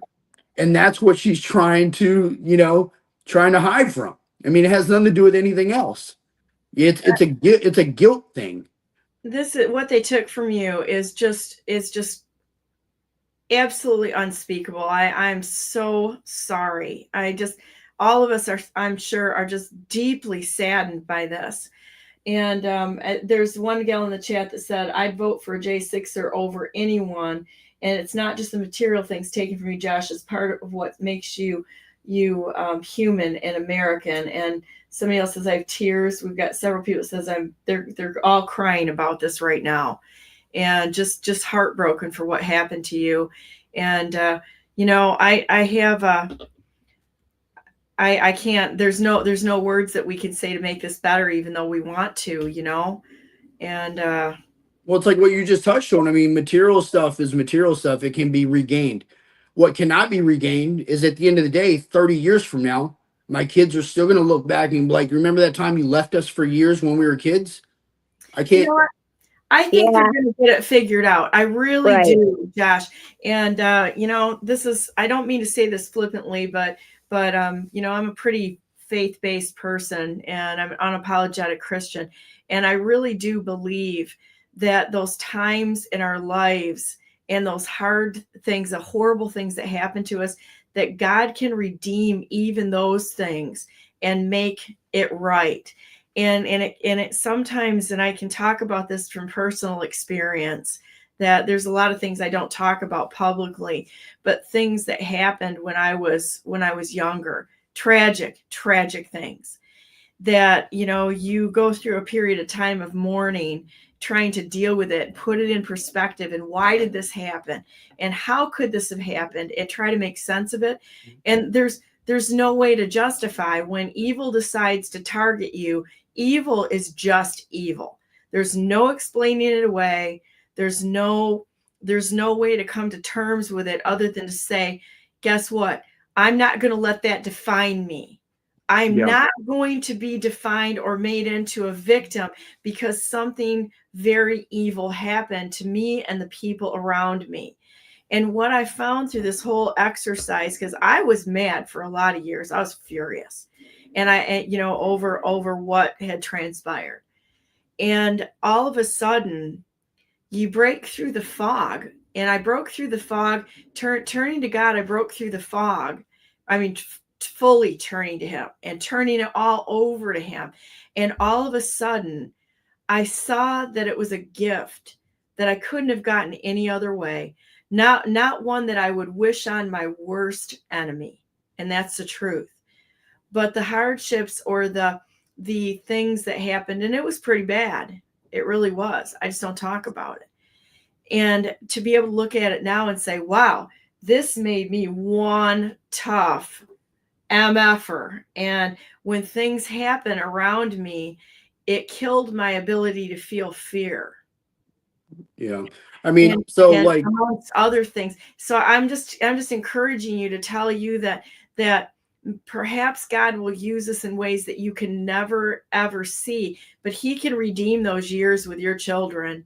It may not be the exact one, but the richness that you have afterwards, God can redeem that and give you those years back. He's not bound by time.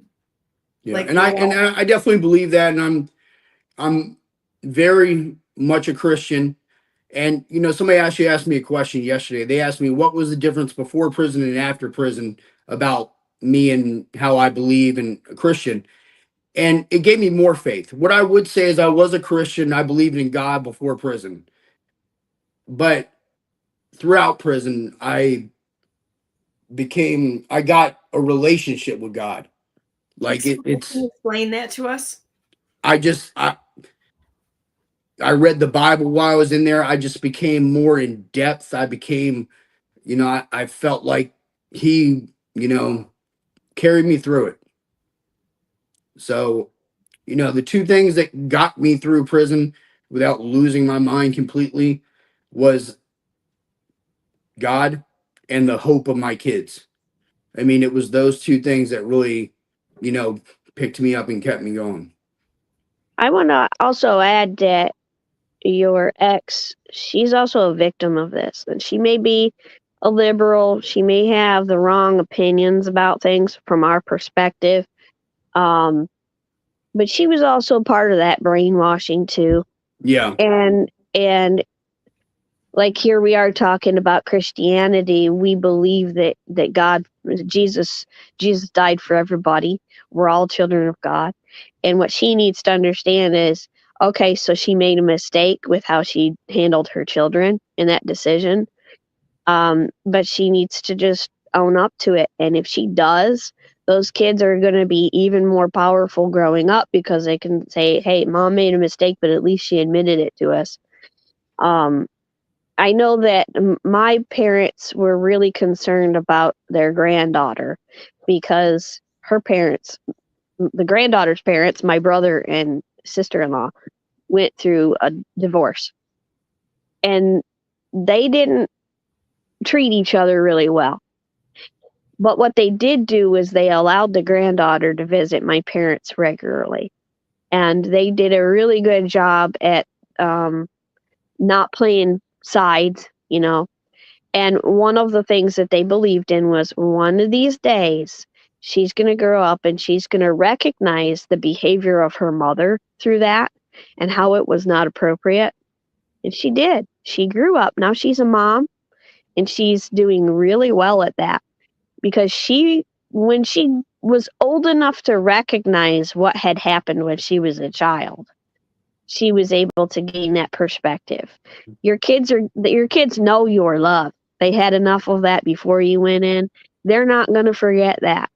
they're going to remember that. They're going to know you did not abandon them, and they're going to be, I like Donna, believe that they're going to be fine. And I'm glad that you have the hope of that. I think continue to pursue that with kindness, and I think you'll get there. I do have the hope, 100%. I mean, the one thing about what I would say about their mom is that, I mean, she's a liberal, so she definitely feels like a victim. The problem is she doesn't know who the real villain is, and she's making it out to be me instead of the disgusting Democrats that put me where I was.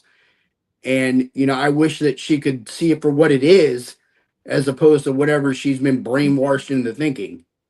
Yeah, there's a good deal of brainwashing going on, and unfortunately they'll capture useful idiots based on, you know, it's like it's so odd. My husband was in a coffee shop this week going on the way to go into the office, and he said there's this gal, she couldn't have been 4'10", and she was sitting there at the cash register talking about how all the evils in the world came from men, and you know what a victim women is, and he's just sitting there, and she's, you know, 4'10", and she's teaching fencing, and he was laughing because he's like, does she realize that I could literally, just by the reach of my body size, could literally out fence her on any day, any time you wear, just because of my size. And the brainwashing and the fear that people have, and the emotions that they have been programmed into them, has made people very unstable and not able to make logical, sane, rational decisions. I'm not cutting them any slack, because we still have to think on our own. But the cards were stacked against the United States of America since the Marxists have been working this country over for decades, right? And so I kind of feel sorry for them in a way, but I pity them for the amount of fear and darkness that they actually hold in their souls, you know.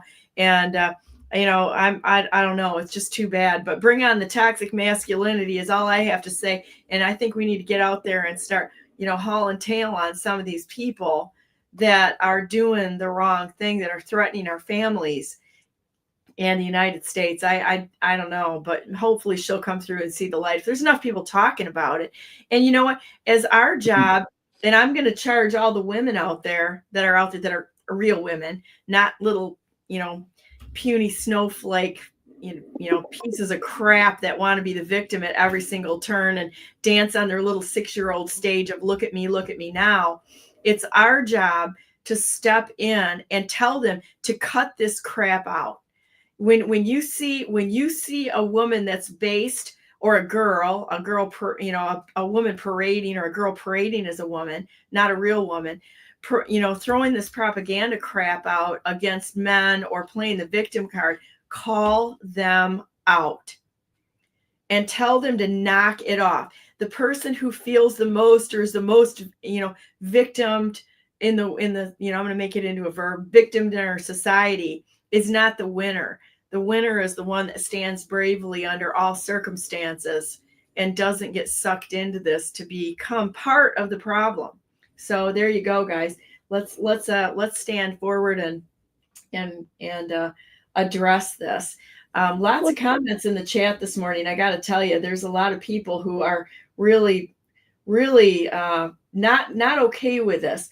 I want to throw out there before you do that, if I may, just real quick. She may never come around, and I think it's important to be okay with that, because you can't take that upon yourself to worry about her in that way. Like, your kids are going to work out okay, and it'll be their choice to some degree. They're going to see two different sides of this story, and you can't control that. You can't control her. And so part of the process moving forward is to just kind of be okay with watching her develop or not. And she may shift gears in time, but I think that's part of the healing process that our nation's going to have to go through, is recognizing that there are some people who are never going to understand. And that's a byproduct of this psyop that we've been under for generations. We're going to have to let that go and let God control some of the things that we just can't. And as far as the way that she feels, or I could kind of care less as long as I can see my kids. I'm uninterested in, her beliefs. I I kind of feel like I should just send a book to her house and just see how that goes. And hopefully it gets there when she's not there and my kids are home. That could be fun. Denise says, I have tears with Karen. The entire interview is relatable to our vets, some similar scars, sorrows, anxiety, etc. Sherilyn said, Karen brought tears to my eyes too. Thank you, Donna, for your support of the J6ers and having them on your show. I had J6ers on for over 3 months. Every weekday we were on I devoted 1 to 2 hours, sometimes more than that a day, for the J6ers to tell their stories. So you're in a place where everyone here is very, very friendly and well educated on the subject. Denise says, my dad sat me down in my late teens and told me what happened between himself and his father. There's a way to approach your children. Maybe take the 2 teens with you to go to a counselor, a good one that deals with vets, police responders, etc.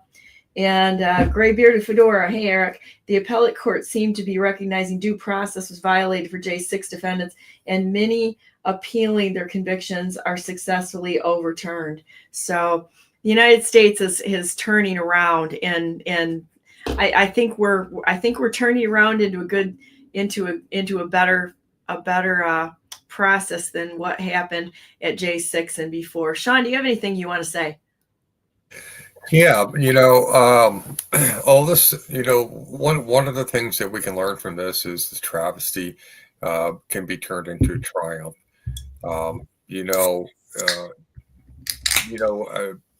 Somebody who's worked in the security enforcement side of things,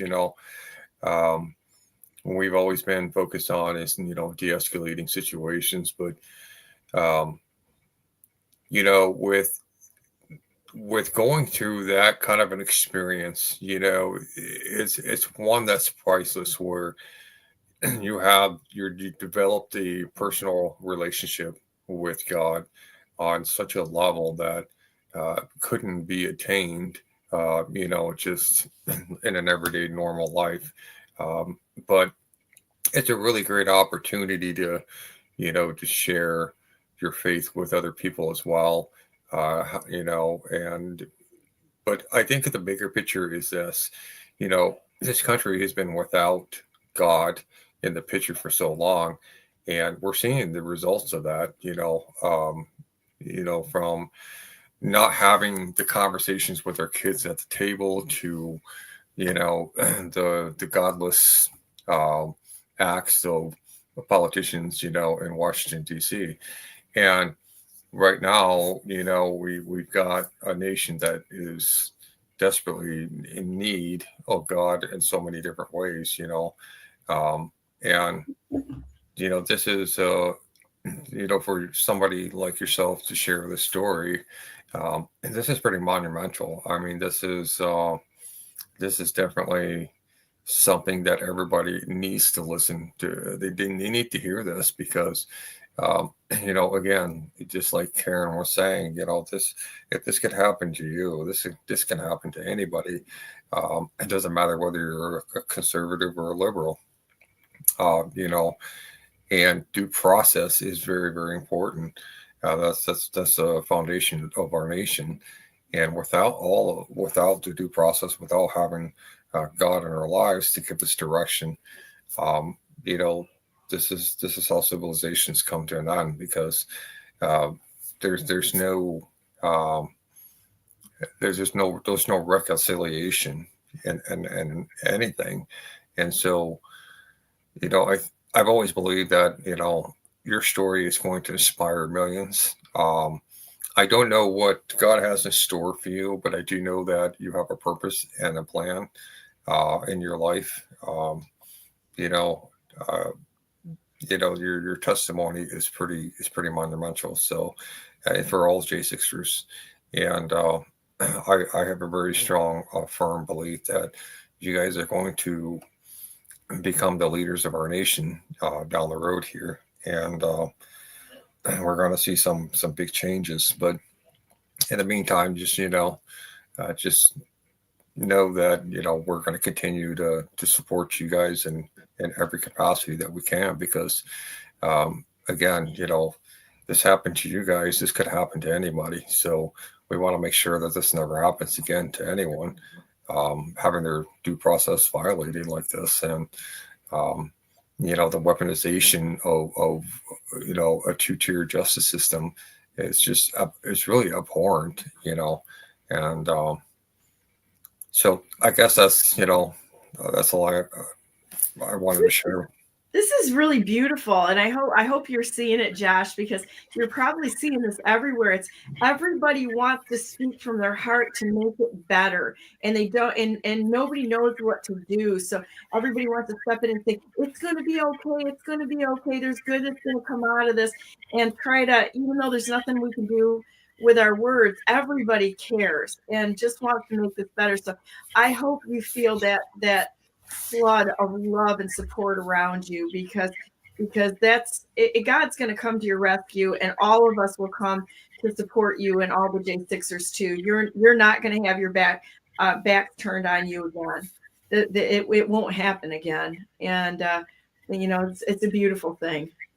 I definitely appreciate all the love from everybody, and it definitely helps me get through my days, and again, it's been a process since I've gotten out of prison, but I'm kind of falling back into like life again, and which makes me want to be even more outspoken, so I did the book, but I'm also going to be on VOP USA Radio on my own podcast, and that's going to drop here in the next few weeks too. So that's cool. I plan on being more outspoken, and the reason why I wanted to get on that platform is just because, just like this platform, is I can say what I want, and I can be straight up and not like TikTok where like I gotta change words, and like if you even say J6 on there, like I'm getting my stuff shut down.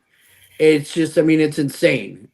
We should have free platforms where we can speak, So you can say anything you want here. So if there's anything else that you want to say to put out to the world, why don't you just go ahead and say that now? And then I always end with a prayer.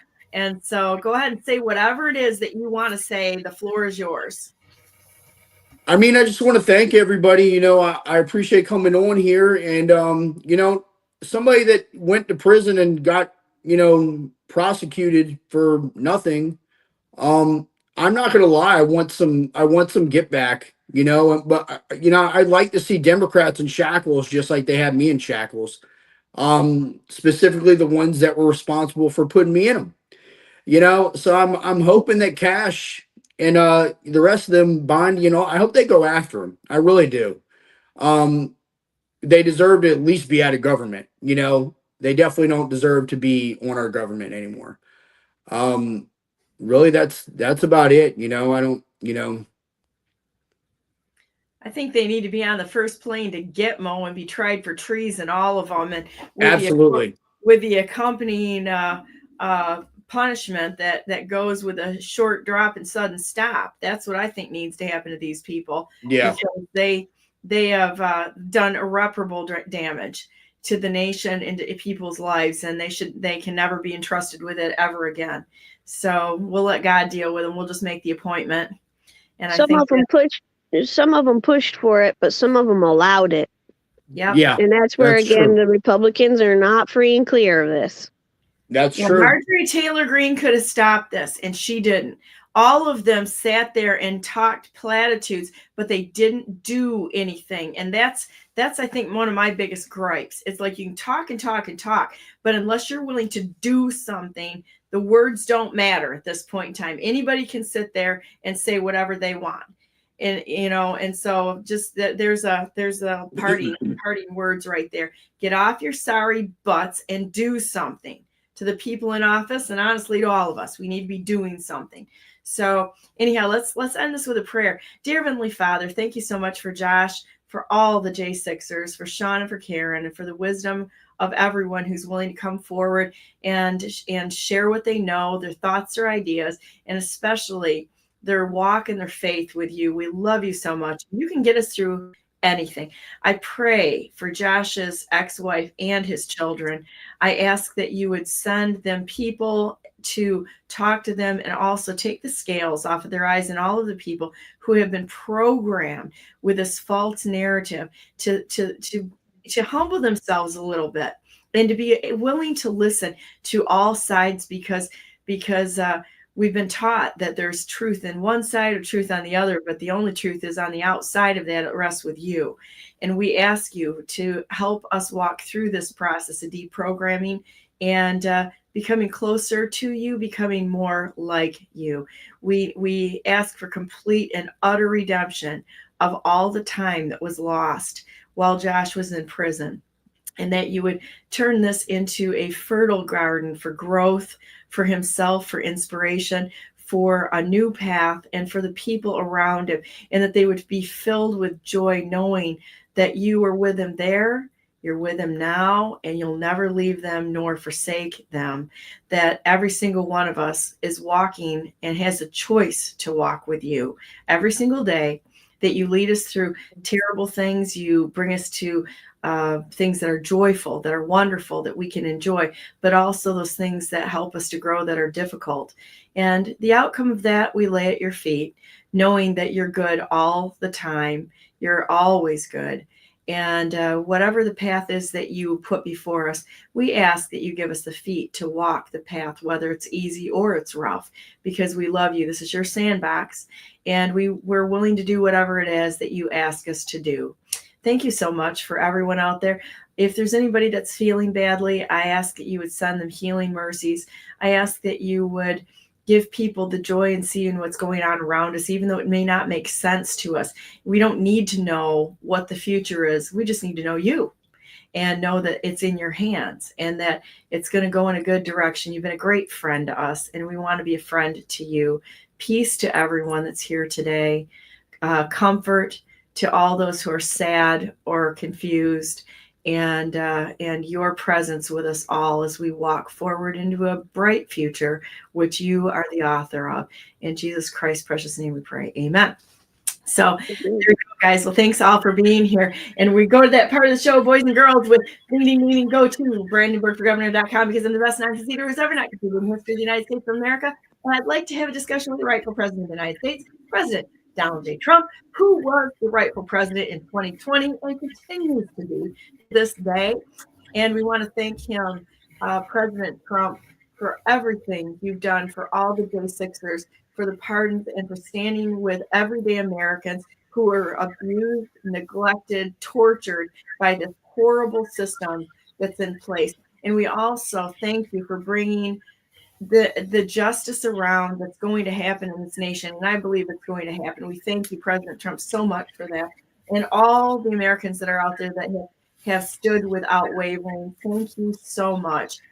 We stand together as Americans. And with that said, God bless you all. God bless all of who you love. God bless America as we stand together. Make it a great day. Lots and lots of opportunities to do the right thing today. You know, call the snowflakes out. There's the marching orders for the day. Call them out, tell them to knock it off and grow up a little bit. So at any rate, have a great day. I'm going to be taking off tomorrow and Friday again. I have a couple of investigations that I'm involved in, and there's some work that needs to be done because I'm doing things. And so not just here, but elsewhere. So we'll be seeing you on Monday. Have a great week and a great weekend. We'll talk to you later. Bye.